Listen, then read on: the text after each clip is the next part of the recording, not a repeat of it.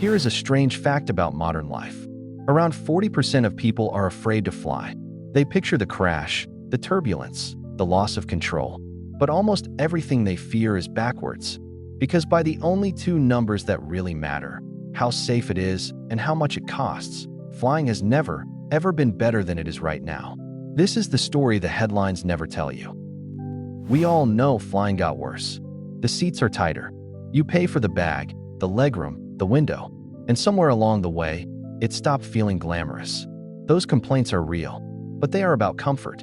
They are not about the two things that actually changed your life, whether you survived the trip and whether you can afford it at all. We feel the shrinking seat every flight, so we quietly assume the whole thing got worse. Start with safety and start with perception. When a plane has trouble, it leads every news bulletin on Earth. Meanwhile, about 40,000 people die on American roads every single year, and most of those deaths never make the news. We are terrified of the safe thing and casual about the dangerous one. And that golden age we imagine, it is mostly a myth. In the past, flying was a luxury that only the wealthy could afford. Most people had never set foot on a plane. The glamour was real for the tiny few who got to live it. For almost everyone else, the golden age of flying was simply out of reach. What we feel nostalgic for is a club we were never invited to join. So how safe is it really? According to a landmark MIT study, your odds of dying on a commercial flight are now about 1 in 13.7 million boardings. Not 1 in 1,000, not 1 in a million, 1 in nearly 14 million. Getting on a plane is one of the safest things you will ever do. That number is hard to feel, so let us translate it. At those odds, you could board a flight every single day for over 37,000 years before they caught up with you. Back in the late 1960s, the risk was 1 in 350,000.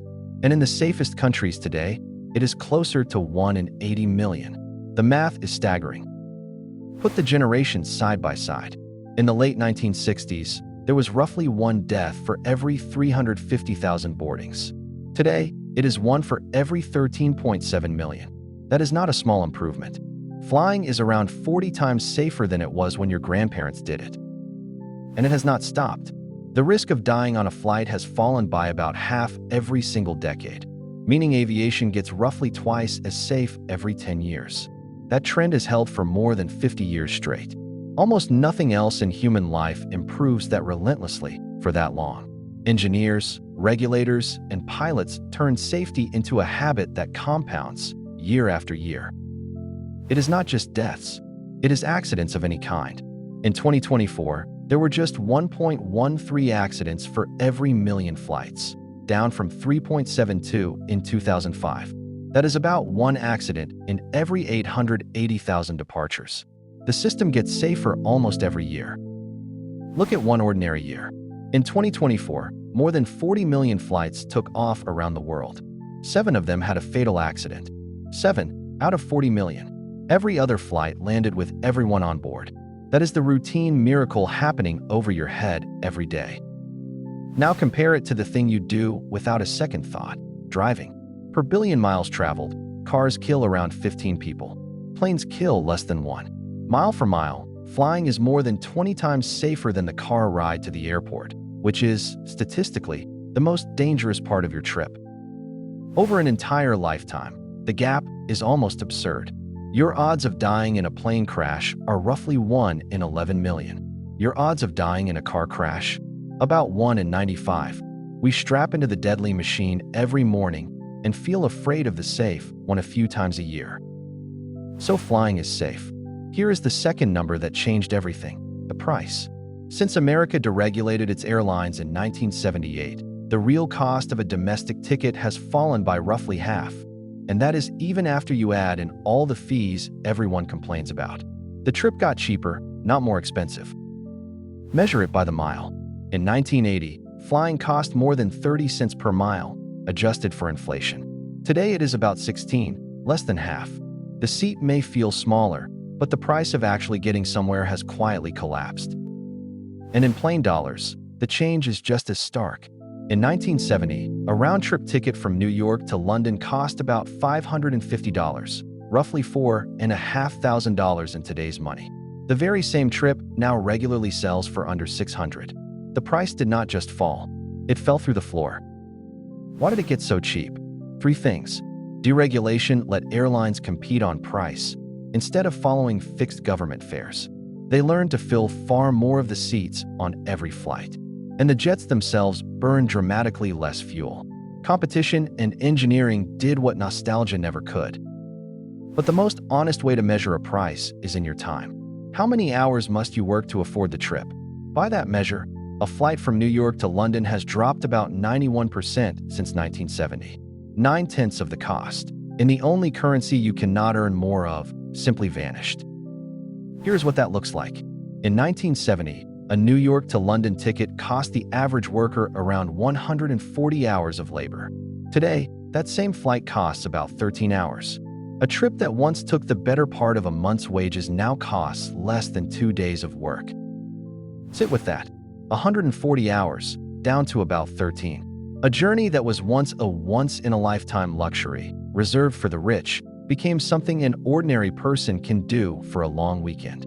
Flying did not get worse. It got so cheap and so common that we stopped noticing the miracle. And the scale of that miracle is hard to grasp. Right now, more than 100,000 flights take off around the world every single day. The overwhelming majority of them you will never hear about, because nothing happens. They simply carry their passengers and land. Added up over a year, and about 5 billion passengers took to the sky in 2024, 10% more than the year before. A century ago, crossing an ocean meant weeks on a ship, if you could afford it at all. Today, it is a routine afternoon, available to billions. This is the most democratic luxury ever built. And it keeps getting better. A modern jet burns around 80% less fuel per passenger than the jets of the 1960s. Safer, cheaper, and cleaner per seat, all at once.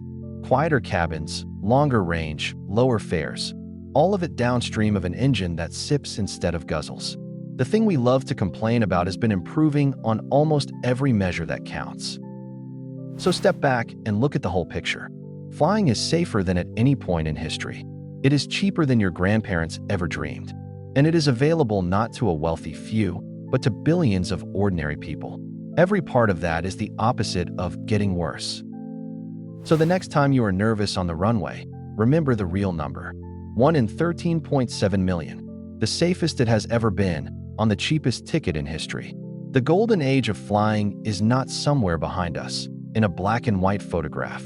It is happening right now, every time you board. We remember a glamorous past and complain about a cramped present. But the data tells a different story. Flying today is safer, cheaper, and more open to everyone than at any moment in human history. The golden age of flying is not a memory. It is the seat you are sitting in. This was a story about safety and prices, not the legroom. If it changed how you see your next flight, subscribe. A new data story every day.